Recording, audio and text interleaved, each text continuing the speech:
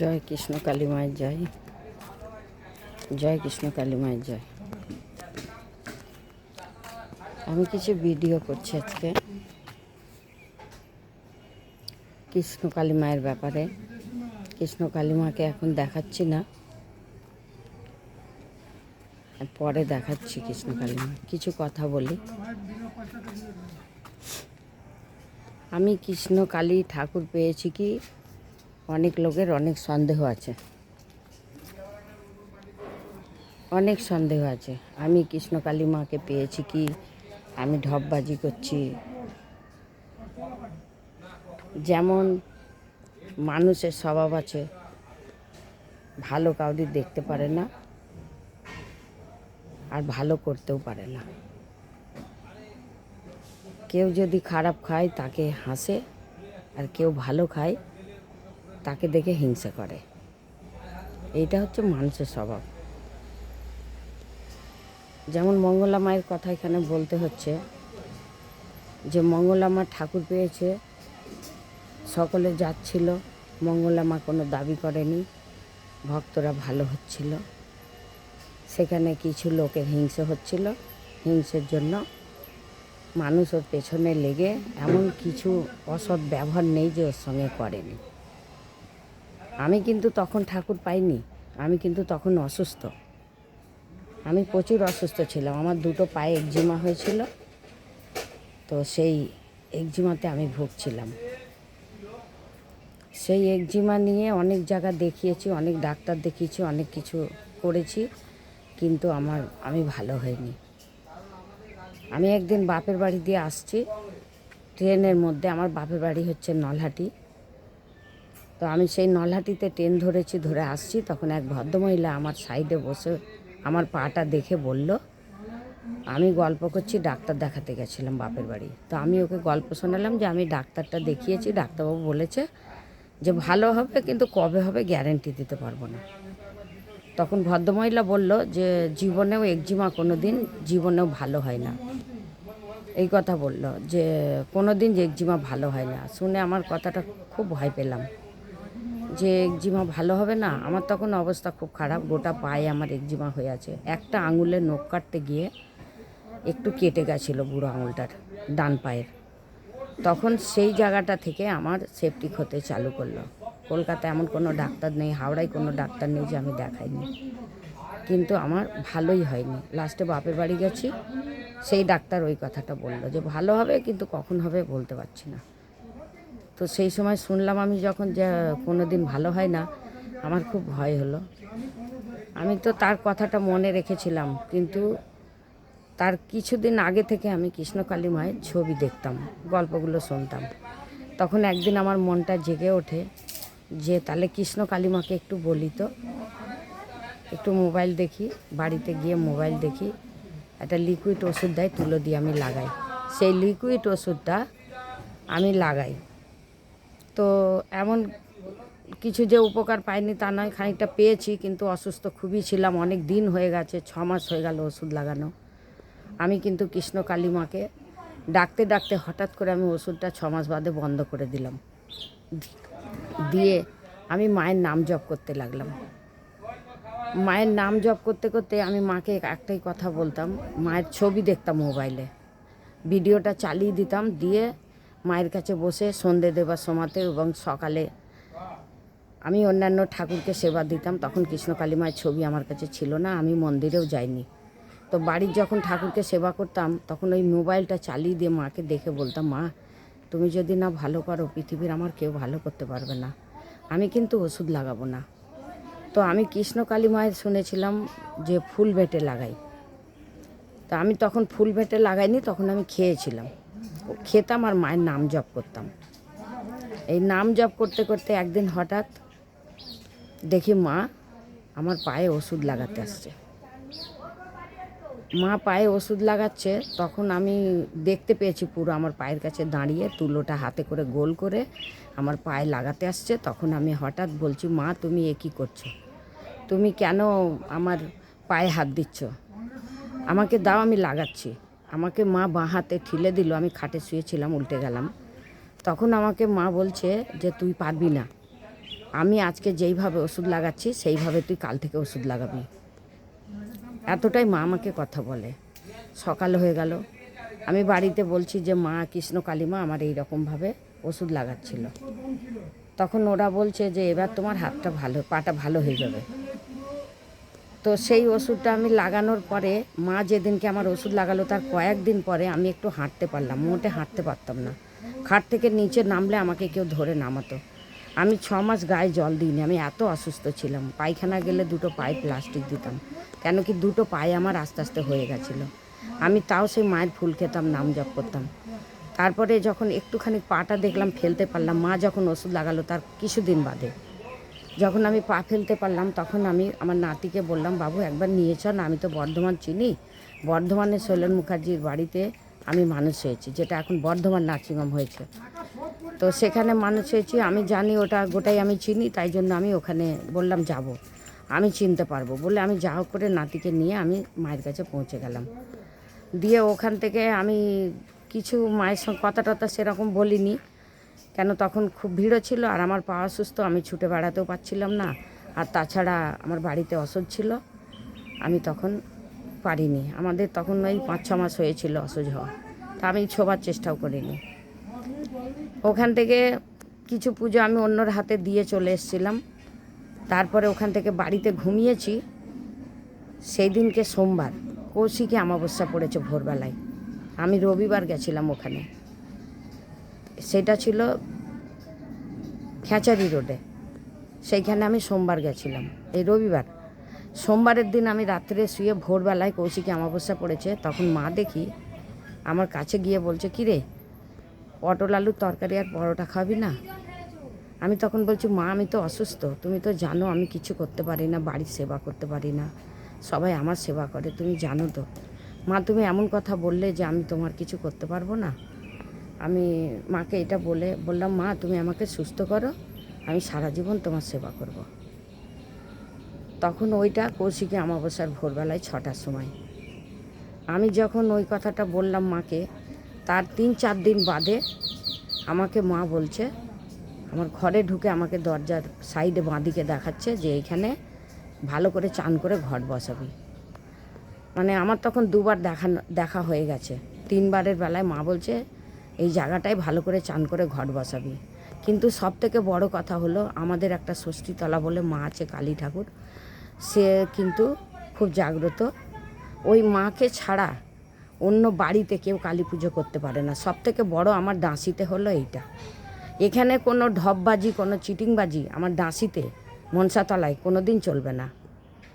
এটা যদি কারোর অবিশ্বাসী হয়, দয়া করে আমি ফোন নাম্বার অ্যাড্রেস সব দেবো, এসে আমাকে না দেখলেও, আমার মায়ের কাছে না এলেও আড়াল থেকে যেন কেউ খবর নিয়ে যায়। কেন কি এমন এমন কমেন্টে এক একজন কথা বলছে যে চিটিংবাজ আমাকে বানাচ্ছে। তা সেই জন্য বলছি যে সে যদি চিটিংবাজ মনে করে, আমি অ্যাড্রেস দেবো, আমার সঙ্গে দেখাও করতে হবে না, মায়ের কাছেও আসতে হবে না, সে যেন আড়ালে এসে খবর নিয়ে যায় যে কালী পুজোর দিক থেকে ডাঁসি মনসাতলায় কী ঘটনা, কেন পুজো হয় না, সেটা তারা বলে দেবে।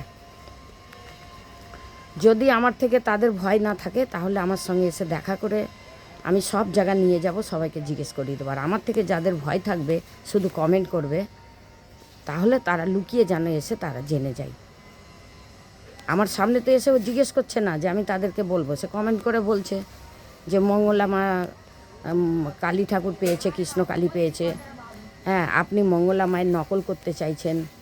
এই যে কথাগুলো বলছে, মঙ্গলা মায়ের নকল করছি না, কি করছে, এই যে ভিডিওটা একজন দেখবে না, আমার ডাঁসির লোক দেখবে, আমার পাশেও দেখবে, এবং যারা আসে তারাও জানে, যারা ভালো হয়েছে তারাও জানে। আর ঢপবাজি মানুষটা আমি নয়।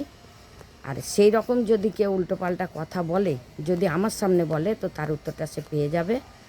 তো আমার সামনে তো বলবে না, আশা করি, আমি জানি আমার সামনে কেউ বলবে না। ওই ফোনের মধ্যে কে কী করে না করে, সে তো আজকে মঙ্গলা মায়ের জন্য ভালো, কালকে তো মঙ্গলা মায়ের শত্রু ছিল। তো মঙ্গলা মায়ের সঙ্গে শত্রুতা করতে তো কেউ ছাড়েনি। তাই আমার ডাঁসিতে এসে জিজ্ঞেস করুক যে আমি ঢপ করছি না, ঠাকুর পেয়েছি না, আমি কিছু করছি না, আমার কেউ ভালো হচ্ছে কি, আসছে কি না বাড়িতে, তারা এসে খবর নিয়ে যাক, প্রথম কথা। দ্বিতীয় কথা হলো, আমি যখন স্বপ্নটা দেখলাম মা ঘট বসাতে বললো, তখন আমি কি করলাম, ওখানে বললাম যে আমার তো বাড়িতে এখানে পাড়ায় কালী পুজো হয় না, আমি কি করে ঘট বসাবো। প্রথম দিন যখন শুনেছি আমি তো বিশাল ভয় পেয়ে গেছি যে এখানে আমাকে কালী পুজো করতে বলছে, মা ঘট বসাতে বলছে, আমি কি করে ঘরটা বসাবো, এটা তো হয় না, অসম্ভব। বলে আমি কাউকে কিছু বলিনি। আমি জানি আমার সঙ্গে সবাই ঝগড়া করবে পাড়াতে, কেন এইরকম ধরনের একটা পুজো করতে গিয়ে এক ভদ্রলোক এখনও ইয়ং বয়স থেকে প্যারালাইজ হয়ে পড়ে আছে এই কালী পুজো করতে গিয়ে। সেই জন্য আমার ডাঁচিতে কোনো দিন পুজো হয় না। ভারী যদি কাউরি কোনো অসুখ হয় তো ষষ্ঠীতলার মাকে মানসিক করে, সেই মাকে বামন ফুল দিয়ে মালসা করে মাকে চাপা দিয়ে যেন কেউ দেখতে পায় না। শুনেছি আমি যে দেখবে তার চোখ অন্ধ হয়ে যাবে। তাই যে পুজো করবে, যদি কেউ পুজো করে কাউরির বিপদ হয় বাড়িতে, তাহলে ওই মাকে মানসিক করবে, সেই মাকে প্রচুর টাকা খরচা হয়, সেই মাকে নিয়ে এসে বাড়িতে পুজো করাবে, আবার সেই মাকে সেই ঘটে সমেত সব কিছু দেবে, কিন্তু ওখানে আবার দিয়ে আসতে হবে। এই রকম পুজো আমার এখানে হয়। যে বাড়িতে ভাববেন মূর্তি করব কি ঘট বসাবো, কোনো রকম কালী পুজো আনন্দ করব, ওই মা ছাড়া কিছু হবে না। তাছাড়া মাকে মানসিক করলে তবে, এমনিও তুলে এনে কেউ পুজো করতে পারবে না। এই রকম আমার ডাঁসির ব্যাপার আছে, এরকম গল্প আছে। তো আমি তো কাউকে কিছু বলিনি ভয়ে। তারপরে যখন আবার মাসখানিক বাদে আবার মা একবার বলছে যে রেগে রেগে বলছে, ভালো করে হাত দেখিয়ে, তোকে বললাম এইখানে তুই ভালো করে চান করে ঘট বসাবি, কিন্তু আমি সেই সাহসটা পাচ্ছিলাম না। তখন আমি কি করলাম, একটা বামনকে ডাকলাম। একটা বামনকে ডাকতে সেই বামন বলল, আপনি মাকে দেখেছেন? আমি বললাম হ্যাঁ দেখেছি, দুবার দেখেছি।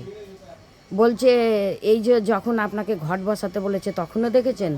কিন্তু না, তখন আমি মায়ের মুখটা দেখিনি। দুবার যে দেখেছি সেটা মায়ের মুখ দেখেছি, কিন্তু এইটাতে মায়ের মুখ দেখিনি। কেন, আমি কাঁধ অবধি দেখেছি। আমার ঠিক এতটা সবুজ রঙের শাড়ি পরে একটা সুন্দর মেয়ে, মানে মুখটা তো দেখিনি, কিন্তু তাতেও মনে হলো খুব অল্প বয়সের ছোটোখাটো।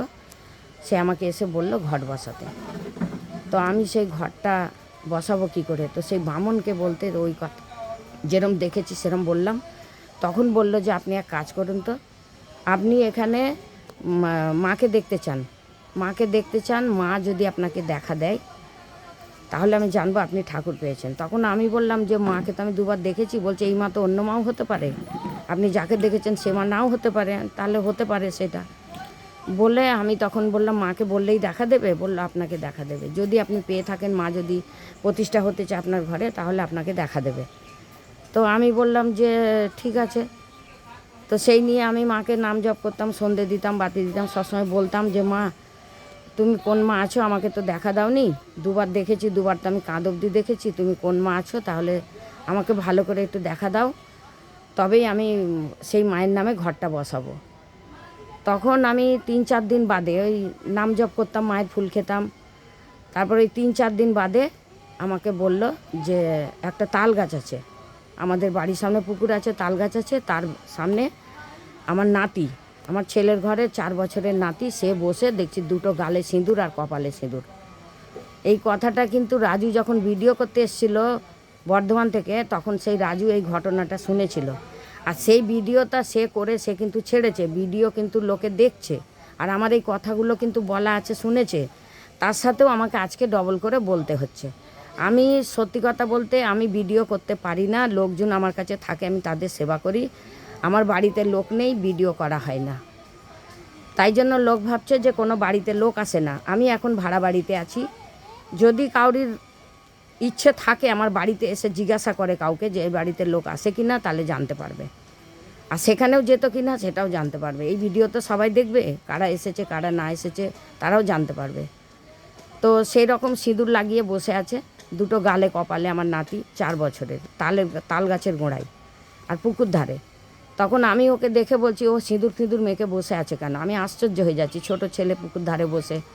তো আমি দেখছি ওকে, ও কিন্তু কিছু বলে না, আমিও বলি না। লাস্টে কী করেছি, ও দেখি আস্তে আস্তে করে দেখি কৃষ্ণ কালী মায়ের চোখ থেকে ভুরু অবধি আর খালি মুখটা বাদ দিয়ে নাক অবধি গাল অবধি সব এগুলো ব্লু রঙের কৃষ্ণর মুখ হয়ে গেল। আমি বলছি ও ঠাকুর ফাকুর সেজে বসে আছে কেন পুকুর ধারে।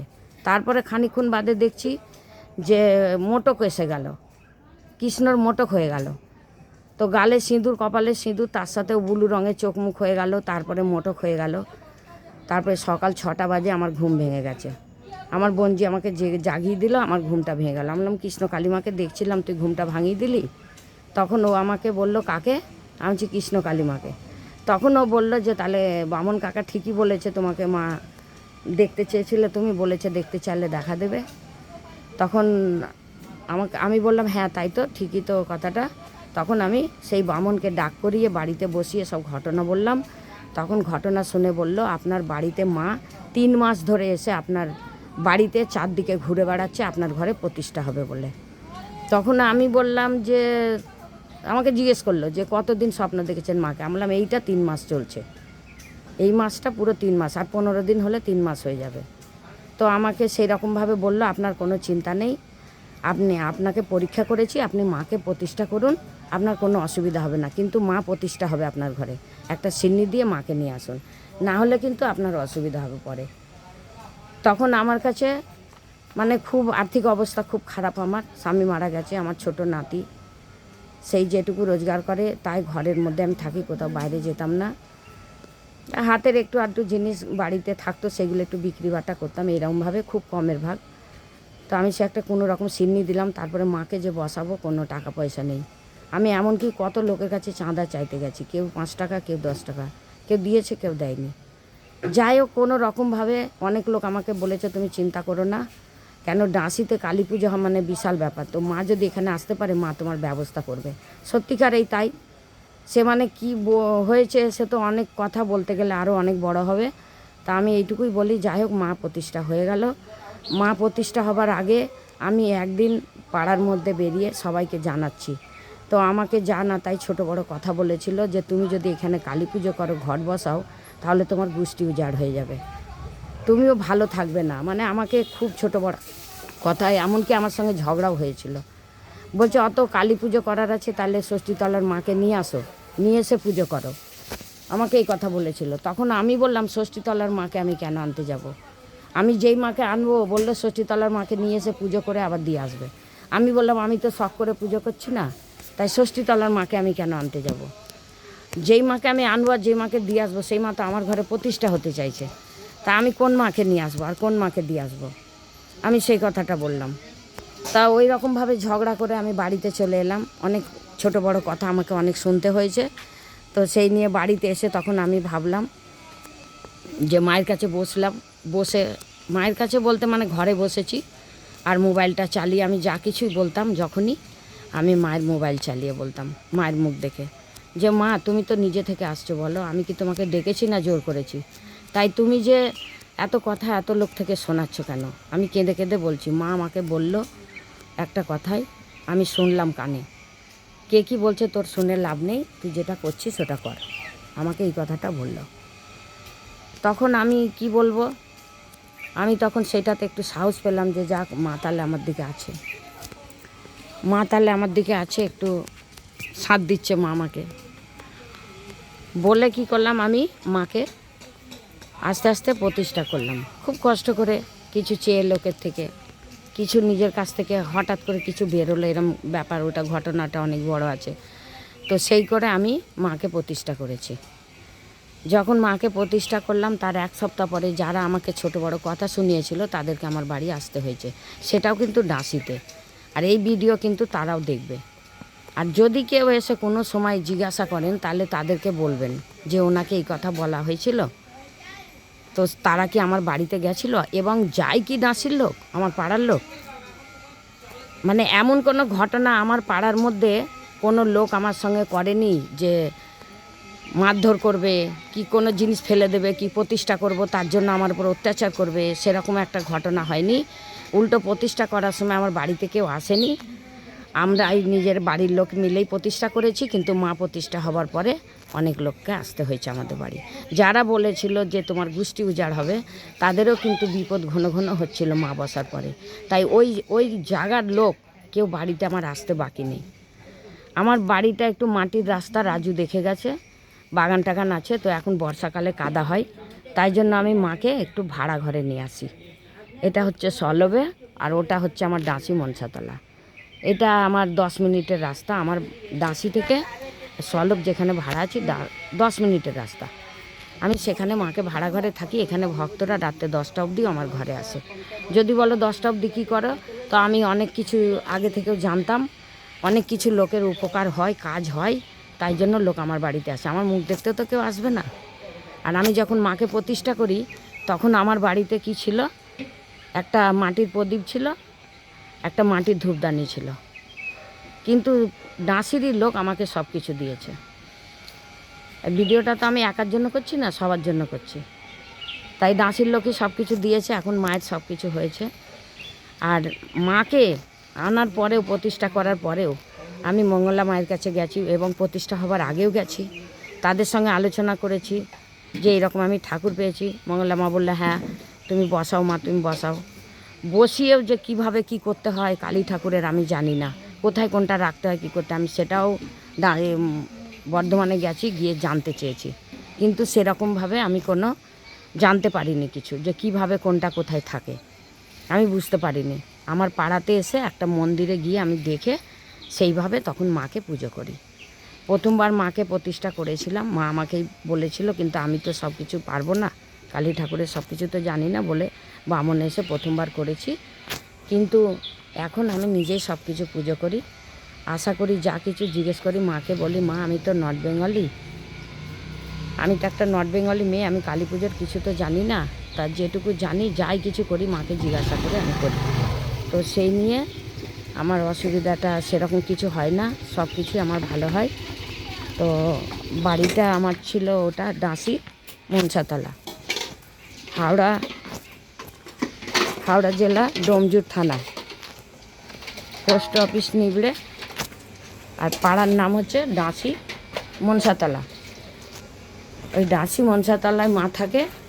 তো এখন আমি ভাড়া ঘরে সলবে আছি। সলবের ঠিকানা হচ্ছে হাওড়া সলব,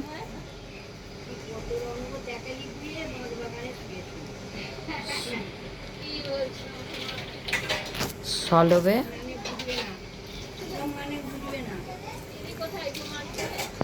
সলবে আছি। সলব হচ্ছে এটা স্কুল বটতলা, সলব স্কুল বটতলা, বেলতলা ক্লাব। এখন এই কাদার জন্য এসেছি।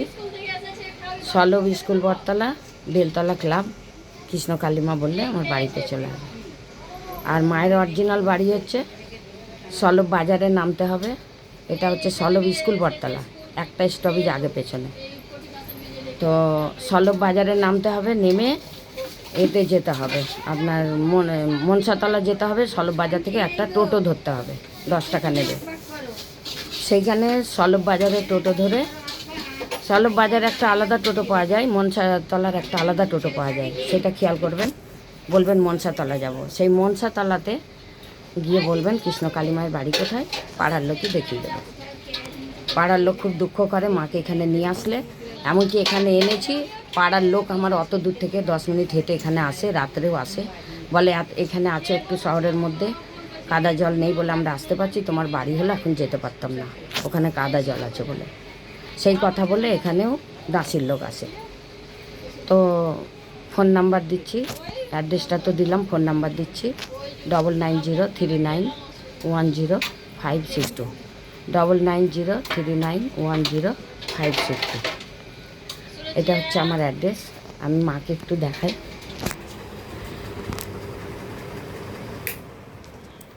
জয় কৃষ্ণ কালী মায়ের জয়, জয় কৃষ্ণ কালী মায়ের জয়, জয় কৃষ্ণ কালী মায়ের জয়, জয় কৃষ্ণ কালী মায়ের জয়, জয় কৃষ্ণ কালী মায়ের জয়। যখন মানুষ ভালো খায় তখন হিংসে করে, আর যখন খেতে পায় না, যখন কষ্টই থাকে তখন হাসে।